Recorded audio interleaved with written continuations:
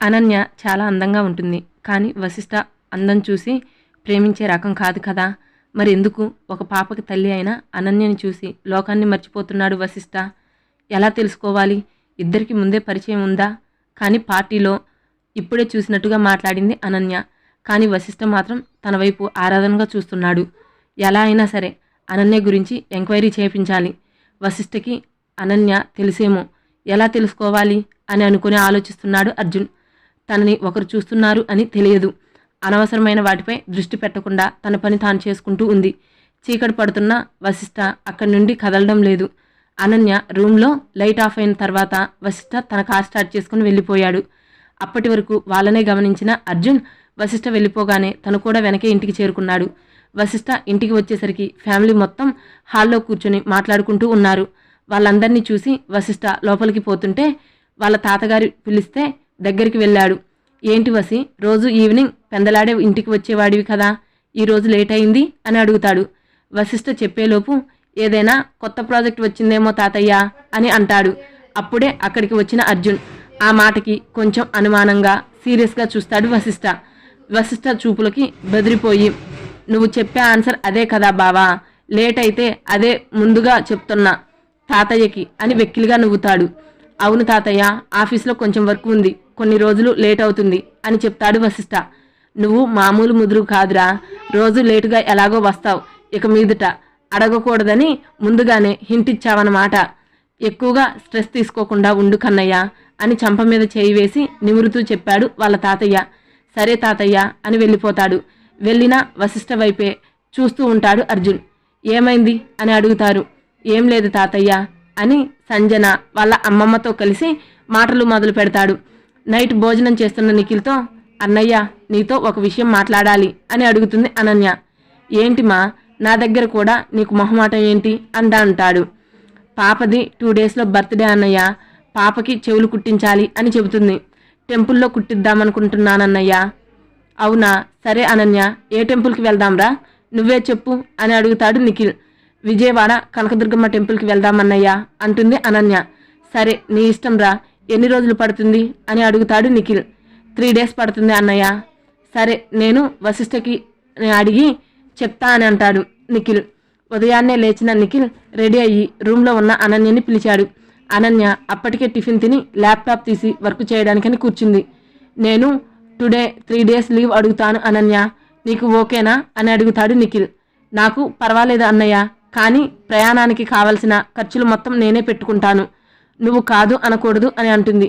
అదేంటి అనన్య అలా చెప్తున్నావు, మామయ్యగా నేను పెట్టుకుంటా అని చెప్పాడు. ప్లీజ్ అన్నయ్య, నా పాపకు సంబంధించినవి ఏదైనా నేనే చూసుకుంటా, కాదనుకు అని రిక్వెస్ట్గా అడుగుతుంది. సరే నువ్వు లీవ్ మెయిల్ చెయ్యి, రేపు వెళ్దాం, నేను ఆఫీస్లో సార్కి చెప్పి లీవ్ తీసుకుంటా అని చెప్పి వెళ్ళిపోతాడు. వశిష్ఠ రెడీ అయ్యి తన అనన్య దగ్గరికి వెళ్ళి తనని తనివి తీరా చూసుకొని ఆఫీస్కి వెళ్ళాడు. నిఖిల్ వశిష్ఠ దగ్గరికి వెళ్ళి తన షెడ్యూల్ వివరించి నాకు 3 డేస్ లీవ్ కావాలి అని అడుగుతాడు. వశిష్ఠ ల్యాప్టాప్ నుండి తలెత్తి 3 డేస్ ఎందుకు, నువ్వెప్పుడు లీవ్ తీసుకోవు కదా అని అడుగుతాడు. అనన్య పాపకి చెవులు కుట్టించాలి, విజయవాడ వెళ్ళాలి అనుకుంటున్నా అని చెప్తాడు. నిఖిల్ చెప్పిన వెంటనే తనకి అనన్య నుండి మెయిల్ వస్తుంది, లీవ్ కావాలి అని. దానికి పర్మిషన్ ఇస్తున్నట్టు మెయిల్ చేసి ఎప్పుడు వెళ్తున్నారు అని అడుగుతాడు. రేపే వెళ్తున్నాం అని చెప్తాడు. ఓకే, ఏదైనా అవసరం ఉంటే కాల్ చేయమని చెప్తాడు. సరే అని తన క్యాబిన్కి వెళ్ళిపోయాడు నిఖిల్. నిఖిల్ చెప్పిన విషయం గురించి ఆలోచిస్తూ, నేను విజయవాడ వెళ్ళి పాపని దగ్గరుండి అన్నీ చూసుకోవాలి అని ఉంది, కానీ మిస్ అవుతున్నాను. ఇక ఏ మూమెంట్ని కూడా మిస్ కాకూడదు. ఎవరికో ఫోన్ చేసి మాట్లాడి పెట్టేసి తను కూడా విజయవాడ వెళ్ళడానికి ఏర్పాట్లు చేసుకున్నాడు. అనన్య వైజాగ్లో ఉన్న విషయం రాహుల్కి తెలిసి మహాలక్ష్మికి చెప్పాడు. ఎలా తెలిసింది అని అడిగింది. నాకు తెలిసిన వాళ్ళకి అనన్య ఫోటో ఇచ్చాను, వాళ్ళు దాన్ని వైజాగ్లో చూశామని చెప్పి చూసినప్పుడు తీసిన ఫోటో చూపించారు పిన్ని, కానీ ఎక్కడ ఉంది అని తెలియదు అని చెప్పారు. హైదరాబాద్లో వైజాగ్లో ఉందని తెలిసింది కదా, దాన్ని ఎలాగైనా పట్టుకొని తీసుకొస్తాను అని చెప్తాడు. రూమ్లో నుండి ఇదంతా విన్న జాహ్నవి, అమ్మ మనం కూడా అన్నయ్యతో వెళ్దాం, నేను వైజాగ్ ఇంతవరకు చూసింది లేదు, దాన్ని వెతికినట్టు ఉంటుంది, మనం వైజాగ్ సిటీ చూసినట్టు ఉంటుంది అని చెప్తుంది.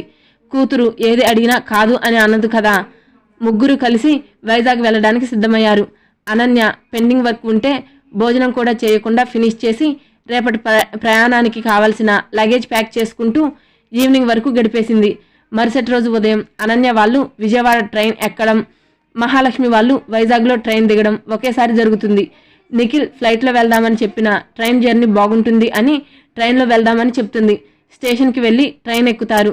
వశిష్ఠ ఉదయం లేచి తన లగేజ్ ప్యాక్ చేసుకొని రెడీ అయ్యి కిందకి వస్తాడు.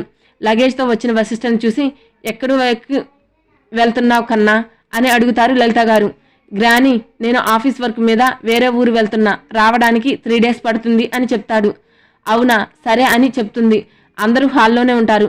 బావా, నాకు కూడా వర్క్ టెన్షన్ ఎక్కువైంది, కొంచెం చిల్ అవ్వడానికి బయటకు వెళ్ళాలి అనుకుంటున్నా, నేను కూడా రానా నీతో పాటు? నువ్వు నీ బిజినెస్ చూసుకో, నేను ఎంజాయ్ చేస్తా అని అంటాడు అర్జున్. అవసరం లేదు, నేను బిజినెస్ పని మీద వెళ్తున్నా, నీ పని నువ్వు చూసుకో అని అంటాడు వశిష్ఠ. బావా, నువ్వు విజయవాడ వెళ్తున్నట్టు తెలిసింది, దేవుడంటే నమ్మకం లేదు, అలాంటిది బిజినెస్ పని మీద వెళ్తున్నట్టు ఎందుకు అందరితో చెప్తున్నావు అని ఆలోచిస్తున్నాడు అర్జున్. అర్జున్ ఎవరికో ఫోన్ చేసి కొద్దిసేపు మాట్లాడి, నువ్వు నీ పని చూసుకో బావా, నేను ఇక్కడే ఉండి నువ్వు ఏం చేస్తున్నావో తెలుసుకుంటాను అని కన్నింగ్గా నవ్వుకుంటాడు అర్జున్. రాహుల్, మహాలక్ష్మి, జాహ్నవి వైజాగ్ చేరుకొని ఒక హౌస్ రెంట్కు తీసుకుంటారు. అది ఎక్కడుంది అని తెలిసిందా అని అడుగుతుంది మహాలక్ష్మి. లేదు, కానీ వాళ్ళు ఒక సూపర్ మార్కెట్ దగ్గర చూశామని చెప్పారు. ఆ చుట్టుపక్కల వెతికితే దొరుకుతుంది. నేను కొంతమంది రౌడీలను మాట్లాడి ఉంచాను, అది దొరకగానే ఇక్కడే పెళ్లి చేసుకుని తీసుకువెళ్ళిపోతాను, దానికి మళ్ళీ తప్పించుకునే ఛాన్స్ ఇవ్వను అని పంతంగా అంటాడు రాహుల్. నువ్వు చెప్పింది బాగుంది, అలానే చేద్దాం. మనల్ని మోసం చేసి వస్తుందా? నాకు దొరకని చెప్తా, నరకం అంటే ఏంటో చూపించకపోతే నా పేరు మహాలక్ష్మినే కాదు అని కోపంగా అంటుంది. వీళ్ళు ఇలా మాట్లాడుకుంటుంటే జాహ్నవి బీచ్కి వెళ్ళాలా, మూవీస్కి వెళ్ళాలా, ఇక్కడ ఉన్నన్ని రోజులు ఎలా ఎంజాయ్ చేయాలో అని ఆలోచిస్తూ కూర్చుంది. వశిష్ఠకి తెలియకుండా అర్జున్ కూడా తనని ఫాలో అవ్వమని ఒక వ్యక్తికి చెప్తాడు. అర్జున్ పెట్టిన వ్యక్తి కొన్ని ఫోటోలు పంపించాడు అర్జున్కి. అనన్య, నిఖిల్ ఫొటోస్ తీసుకుంటున్నారు, పాపకి చెవులు కుట్టిస్తున్నారు. అందుకే అంటే వీళ్ళు పాపకి చెవులు కుట్టించడం కోసం వచ్చారా? అందుకేనా ఈ విజయవాడ వెళ్ళింది అని అనుకుంటారు.